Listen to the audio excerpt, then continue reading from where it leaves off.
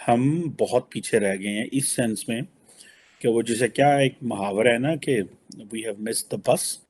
नरेंद्र मोदी जो जो चाय वाला था, उसने तमाम पाकिस्तानी जनरल्स को भी फेल कर दिया, सियासतदानों को भी फेल कर दिया, उसने सबको फेल कर दिया। इंडिया में बड़ी तरक्की हुई है और इंडिया की अगर हम वैसे भी बात करें तो पाकिस्तान से वो चूँकि आईटी के लिहाज से कोई भी इकोनॉमिकली लिहाज से तो वो बड़ा अच्छा है। और इसकी वजह से हम अगर सीओज देखें तो इसमें कोई भी बात नहीं है कि वो एक रिज्मेटिक पर्सनालिटी है और एक एमर्जिंग लीडर बन रहे हैं पूरी दुनिया में। पाकिस्तान की बदकिस्मती ये है कि पाकिस्तान ने 2600 किलोमीटर का लंबा बॉर्डर एक ऐसे मुल्क के साथ खोला हुआ है जहाँ दहशतगर्द हैं, जहाँ अलकायदा है, जहाँ दाइश है, जहाँ टीटीपी है, जहाँ अफगान तालिबान है, जिनके साथ दुनिया बात नहीं करना चाह रही।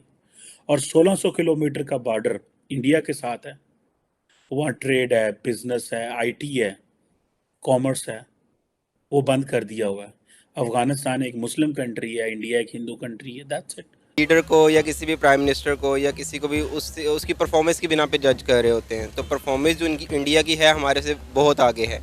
पाकिस्तान उनके साथ ही मिला हुआ आज़ाद हुआ था, लेकिन हमारे पाकिस्तान का हाल देखें और इंडिया का हाल देखें तो उसमें एक बड़ा हमें गैप नज़र आता है। वो गैप हर एक टेक्नोलॉजी में, हर एक शोबे के अंदर है। अमेरिका को इंडिया ने भगा दिया, ग्रेट ब्रिटेन को इंडिया ने भगा दिया, सबको भगा दिया। उस तरह भारत बहुत आगे निकल गया।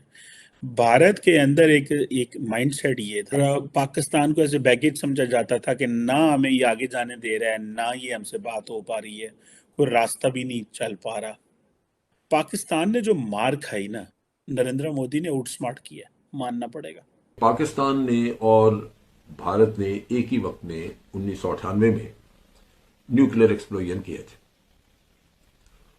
और उन्हीं धमाकों की बुनियाद पे अमेरिका ने भारत को एक न्यूक्लियर पावर तस्लीम कर लिया और उनसे एक न्यूक्लियर ताउन का एग्रीमेंट कर लिया। प्रधानमंत्री नरेंद्र मोदी दुनिया के सबसे लोकप्रिय नेताओं की लिस्ट में सबसे ऊपर हैं। पीएम मोदी जहां जाते हैं लोग उनके दीवाने हो जाते हैं। दुनिया भर के देश आज पीएम मोदी को ग्लोबल लीडर तक बोल रहे हैं। मजा तो तब आया जब पाकिस्तान के लोगों ने यह बोलना शुरू कर दिया कि हमें भी मोदी जैसा प्रधानमंत्री चाहिए। चीन के एक पत्रकार ने चीनी सोशल मीडिया पर एक आर्टिकल लिखा है। इस आर्टिकल में चीनी पत्रकार ने बताया है कि चीन की आम जनता भारत के बारे में क्या सोचती है। चीनी पत्रकार ने बताया कि चीन के लोग सोशल मीडिया पर प्रधानमंत्री नरेंद्र मोदी को प्यार से लाओ शियान के नाम से बुलाते हैं। आपको बता दें कि लाओ शियान का इस्तेमाल कुछ अनोखी क्षमताओं वाले बुजुर्ग अमर व्यक्ति के लिए किया जाता है। यानी चीन की जनता पीएम मोदी को अमर मानती है। चीन के सोशल मीडिया यूजर ये मानते हैं कि पीएम मोदी अन्य नेताओं की तुलना में अलग और अद्भुत हैं। चीनी लोगों का यह भी मानना है कि पीएम मोदी के नेतृत्व में भारत दुनिया के प्रमुख देशों के बीच संतुलन बनाए रखने में कामयाब हुआ है। चाहे रूस हो, अमेरिका हो या ग्लोबल साउथ के देश, भारत सभी के साथ अच्छे संबंध रख रहा है। पीएम मोदी शायद ऐसे इकलौते नेता हैं जिन्हें दुश्मन देश की जनता भी प्यार कर रही है। चाहे पाकिस्तान की जनता हो या फिर चीन की जनता, दोनों ही प्रधानमंत्री नरेंद्र मोदी की फैन है।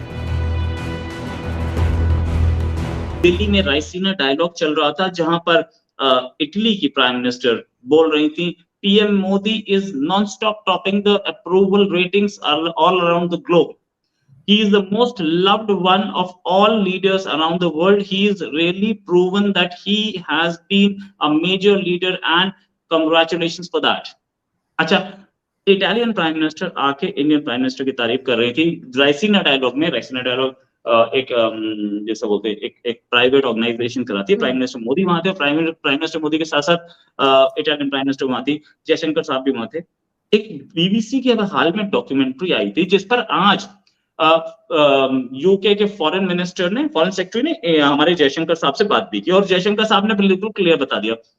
उन्होंने बोला था कि भाई आपने बीबीसी पर रेड क्यों डाली, और उस पार्टी ने, इनकी पार्टी ने बीबीसी का सपोर्ट किया था अपनी पार्लियामेंट में।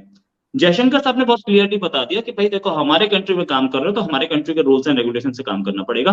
इनकम टैक्स रेगुलेशंस आपको फॉलो करने पड़ेंगे और अगर आप हमारे कंट्री में हो तो हमें ये ड्रामे पसंद नहीं है।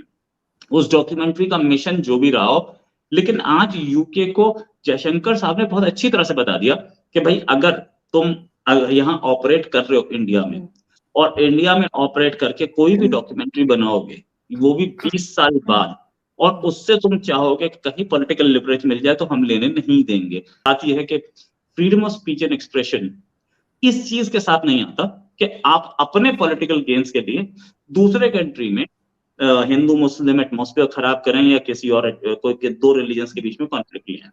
यस, ये बीबीसी डॉक्यूमेंट्रीज बनाता है और बनाया भी उसने बहुत सारी चीजों पे, चाहे वो बुरुंडी हो, हुटू टुट्सी लड़ाई हो, इन सब पे बनाई है। लेकिन अपने कंट्री में कैथलिक और एंग्लिकन्स की लड़ाई कभी इसने दिखाई नहीं, या उसका कभी भी वो ब्लड शेड हुआ था वो दिखाया नहीं।